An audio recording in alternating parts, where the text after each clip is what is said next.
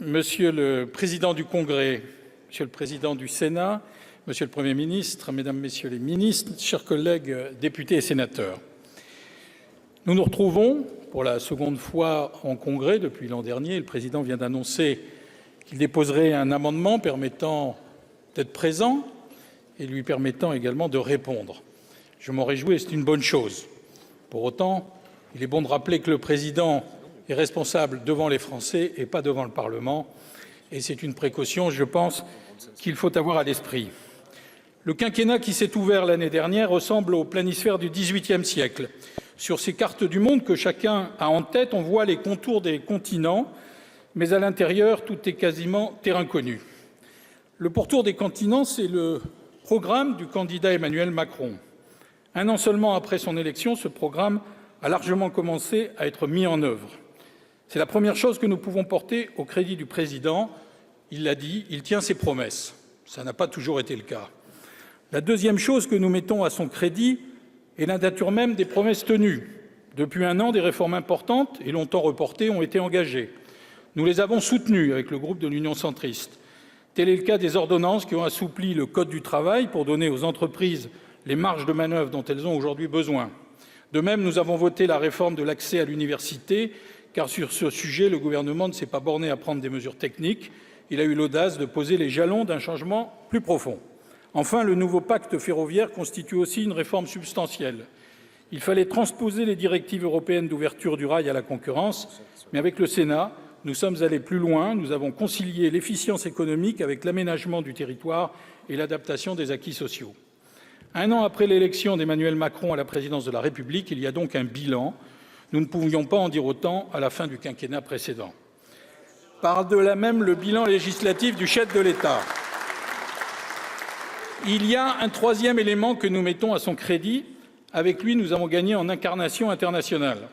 La France retrouve une place. Elle suscite de nouveau l'écoute et le respect de nos partenaires étrangers, ainsi que l'intérêt et la confiance des investisseurs. Et l'embellie de la conjoncture économique nous permet enfin de rentrer dans les critères budgétaires européens. Le quinquennat a donc plutôt bien commencé. Si bien et si vite d'ailleurs qu'il semble déjà s'essouffler. Et maintenant, sommes-nous tentés de demander. Après un an d'exercice du pouvoir, l'exécutif semble avoir brûlé une bonne partie de ses vaisseaux. C'est là que nous entrons dans la terre inconnue. En réunissant aujourd'hui le Congrès, le Président a voulu nous rassurer sur le sens de son action. Il vient d'assigner au gouvernement de nombreux objectifs. Néanmoins, les signes d'essoufflement prématuré du quinquennat sont nombreux, trop nombreux pour être passés par pertes et profits. Nous partageons la volonté du gouvernement d'améliorer les conditions des plus démunis en luttant d'abord contre le chômage. Oui, on réduira la précarité et les inégalités qu'en relançant l'économie, en augmentant le taux de l'emploi et en améliorant l'efficacité du système éducatif. Mais cette stratégie a des limites. La restriction du périmètre de l'ISF, l'instauration de la flat tax, la suppression de l'exit tax, la baisse de l'impôt sur les sociétés ou encore l'augmentation de la CSG sur les retraites, voire la baisse des aides au logement, sont autant de mesures qui ont pu nourrir l'inquiétude sociale. Mais la critique n'est pas que sociale, elle est aussi territoriale. Plusieurs orateurs viennent de le dire avant moi. Après la baisse des dotations, la suppression de la taxe d'habitation et de 120 000 contrats aidés, la fermeture de classes de primaire dans les campagnes, sans parler des craintes qui subsistent sur le maintien des petites lignes ferroviaires, c'est peu dire que les territoires ruraux, on l'a dit à différentes reprises, se sentent victimes de ce début de quinquennat. Au terme de la révision constitutionnelle, même la représentation des territoires sera minorée. Ici, près de 280 sièges auront disparu, ils ne seront plus occupés. Même d'un point de vue législatif, la dérive est perceptible. Après les textes intéressants que j'ai mentionnés, nous arrivent des propositions de loi creuses, type fake news ou téléphone portable à l'école, ou encore les annonces décevantes et retardées sur l'audiovisuel. Faut-il s'étonner de cet essoufflement? Non, parce que la machine est en surchauffe, car le gouvernement s'est attaqué à trop de sujets simultanément. De ce point de vue, le nombre de textes qui vient de nous être proposé ne va pas refroidir la machine gouvernementale, mais aussi parce que tout semble remonter au sommet de l'État. Quand tout remonte, il y a thrombose. C'est d'ailleurs la ligne force qui se dégage de l'ensemble de l'action gouvernementale, celle du renforcement de la concentration. Quand on touche au paritarisme, quand on restreint les moyens des collectivités locales et quand on diminue la représentation parlementaire, que fait-on si ce n'est recentraliser le pouvoir? Le fait que demain, après la réforme constitutionnelle, il y aura plus de membres du corps préfectoral que de parlementaires, donc plus de représentants de l'État que d'élus, devrait nous interpeller.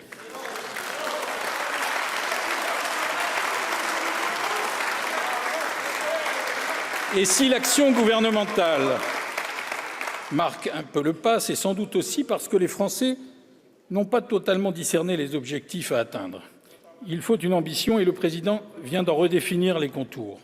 Certes, en matière d'éducation, sujet fondamental s'il en est, surtout lorsqu'on parle de s'attaquer aux racines de la pauvreté, le projet gouvernemental se dessine. Donner à chacun les mêmes chances au départ, c'est-à-dire en maternelle et en primaire, pour pouvoir orienter et sélectionner dans le supérieur. Mais ailleurs, où est le cap? Vendre la France à Versailles et Davos ne fait pas une politique économique. Privatiser ADP ne fait pas une politique industrielle. Supprimer la taxe d'habitation ne fait pas une politique fiscale. Et bénéficier de la croissance ne fait pas une politique de redressement des comptes publics. Sur ce dernier point, nous restons sur notre faim. Visiblement, pas celle de la maîtrise des dépenses, puisqu'elles augmentent. On ne parle plus de la dette. Elle n'a pourtant pas disparu par enchantement. Elle est toujours là, elle limite toujours nos marges de manœuvre et obère la crédibilité de l'action publique. Le projet de réforme constitutionnelle qui arrive est emblématique. Réduire le nombre de parlementaires n'est pas une fin en soi. L'important, c'est qu'ils aient demain plus de moyens de contrôle. Raccourcir de quelques jours un des segments de la fabrique de la loi est une bonne chose si derrière le rythme de publication des décrets d'application suit. La bonne nouvelle, c'est que la démarche qui fait défaut à l'action de l'exécutif peut venir du Parlement. L'Assemblée nationale et le Sénat n'ont pas vocation, bien sûr, à être des chambres d'enregistrement. Elles sont là pour inspirer, accompagner et contrôler l'action de l'exécutif. C'est la carte que nous jouerons lors de la prochaine discussion des textes constitutionnels, dès lors que nos propositions sont conciliables avec son ambition, et nous faisons le pari que le gouvernement est ouvert à cette discussion. Les lignes directrices sont simples. Respect des droits du Parlement et des équilibres institutionnels si nécessaires dans une Europe où les populismes progressent. Respect de la représentation des territoires si malmenés. Respect de la primauté aussi de la volonté du politique sur le gouvernement des juges. On ne peut envisager que demain, toute action publique soit soumise au bon vouloir des juges, chargés de hiérarchiser entre les multiples incantations imprécises de notre texte fondateur. Sans le Parlement, nous ne réformerons pas la France, pas plus que nous relancerons l'Europe. Plus que jamais, compte tenu de la situation allemande, le sort de l'Union dépend de celui de la France. Ce quinquennat est peut-être celui de la dernière chance, à la fois pour notre pays et pour l'Union européenne. Tout laisse à penser que si nous échouons aujourd'hui, la France pourrait demain connaître le sort de l'Italie. Et l'Europe volait en éclats. Depuis le traité de Rome, jamais la construction européenne n'a été aussi menacée. La pérennité même de l'Europe, après le Brexit, est remise en cause par la montée des peurs identitaires. Réussir signifie donc aussi sortir l'Europe de l'impasse. La crise européenne, qui se confond maintenant avec celle des migrants, est aiguë. Mais comme par le passé, nous ne la surmonterons qu'en faisant des propositions audacieuses. Le président Macron a fait campagne sur le thème de l'Europe qui protège. La formule nous convient. Une Europe qui protège, c'est une Europe qui coordonne ses politiques migratoires. À ce titre, même si l'accord du 29 juin est encore un compromis fragile et flou, il est encourageant. Il prouve que l'Europe a encore de la ressource. Mais il en faudra plus pour qu'elle devienne l'Europe qui protège. Une Europe qui protège, c'est aussi une Europe dotée d'un modèle assumé, d'un budget accru, d'une fiscalité harmonisée et d'une armée qui lui soit propre. Cette Europe que Simone Veil appelait de ses vœux, un bel hommage vient de lui être rendu au Panthéon. Mais la meilleure façon d'honorer la mémoire de Simone Veil, c'est de relancer véritablement la construction européenne. Alors, Monsieur le Premier ministre, Monsieur le Président de la République a ouvert de nombreux chantiers. Il a fixé de nombreux objectifs.